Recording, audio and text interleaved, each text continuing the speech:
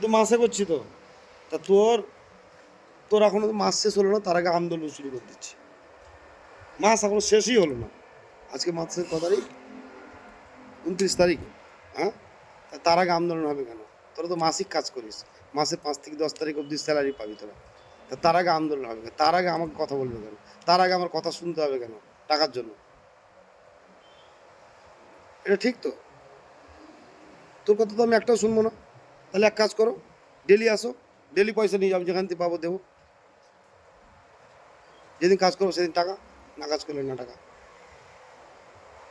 তুমি তো দেখলে বাড়ির লোক ফোন করে তোমাকে তা বাড়ির লোককে তো বললাম, বলে দাদা ঠিকই বলেছেন। কি বলছে, আমি তো আমি তো বুঝতে বাড়ির পারছি না লোককে তো যে ফোন করলাম যে তোমারা যে, গালাগালি আমার দিচ্ছে কথা হচ্ছে দিচ্ছে তুমি সবাই। তোমার হাজবেন্ড ধরো একটা মাসিক চাকরি করে, কোনো সরকারি চাকরি করুক বা বেসরকারি করুক, চাকরি করে সে মাস গেলে 5 তারিখ করে স্যালারি পাবে। তুমি যে তার 15 দিন বা 20 তারিখ কি 25 তারিখে গিয়ে আন্দোলন শুরু করো যে স্যালারি না দিলে কাজ যাবে না, তাহলে এটা কি ধরনের কথা? বলে এটা কি ধরনের কথা?